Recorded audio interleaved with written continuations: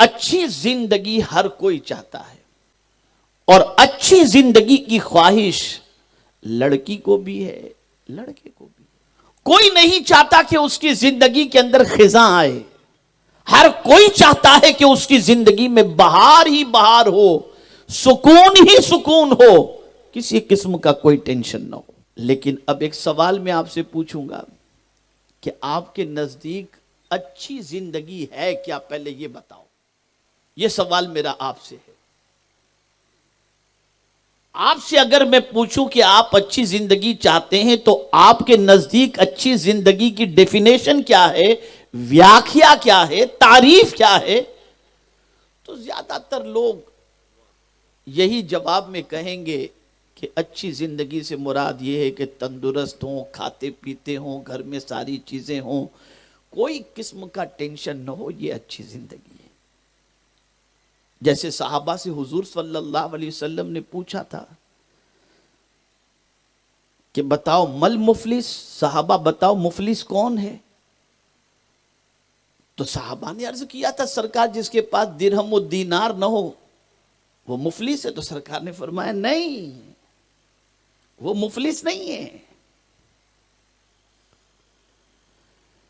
آقائے کریم صلی اللہ علیہ وسلم نے فرمایا مفلس وہ ہے جو دنیا میں نیکی بھی کرے، عبادت و ریاضت بھی کرے، لیکن جب قیامت میں وہ آئے گا تو اس کے نام اعمال میں کچھ بھی نہیں ہوگا۔ قیامت میں سب خالی ہو جائے گا اس کا معاملہ۔ کس وجہ سے؟ نیکی کی، عبادت کی، ریاضت کی، سب ختم کیسے ہوا؟ تو میرے آقا صلی اللہ علیہ وسلم فرماتے ہیں کہ وہ دنیا میں کسی کو گالی دیا ہوگا تو اس کی نیکی اٹھا کر اسے دے دی جائے گی، خالی کڑکا ہو گیا وہ۔ اور اگر نیکیوں سے کام پورا نہیں ہوا تو جس کو گالی دیا تھا اس کے گناہ اٹھا کر اس کے اوپر ڈال دیے جائیں گے۔ تو سرکار فرماتے ایسا بندہ جو نیکی کرنے کے بعد قیامت میں آئے گا اور کچھ بھی نہیں ہوگا تو یہ بندہ در حقیقت مفلس۔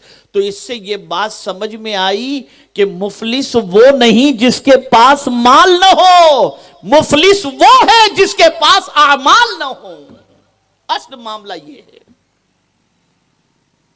تو اب اچھی زندگی کسی سے بھی پوچھو کہ اچھی زندگی کسے کہتے ہیں تو اچھا مکان ہو، اچھی گاڑی ہو، اچھے کپڑے ہوں۔ عورتوں سے پوچھا جائے تو کہیں گے زیورات ہو، ڈائمنڈ کے سیٹ ہوں، یہ ہو، وہ ہو، فرنیچر ہو، یہ ساری چیزیں ہوں۔ مردوں سے کہیں تو گاڑی، بنگلہ، ساری چیزیں، یہ اچھی زندگی۔ لیکن ایک سوال میں آپ سے پوچھتا ہوں، یہ آپ کی سوچ صحیح نہیں ہے؟ اس لیے کہ میں نے جتنی سکون کی نیند میں مزدوروں کو سوتے دیکھا ہے، بنگلے والے کو سوتے نہیں دیکھا۔ تو پتہ چلا اچھی زندگی کچھ اور ہے۔ اچھی زندگی اسے کہتے ہیں کہ طبیعت کو قرار ہو اور سکون ہو، سکون ہو۔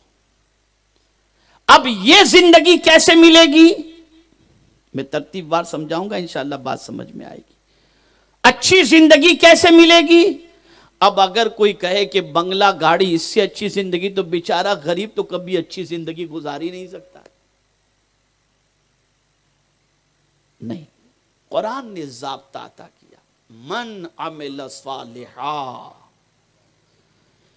جس نے نیک کام کیا، جس نے نیک کام کیا، اب وہ مرد ہو یا عورت ہو، اس حال میں کہ وہ ایمان والا ہے، تو مولا فرماتا ہے ہم اس کو اچھی زندگی عطا کریں گے، اللہ اچھی زندگی عطا کرے گا۔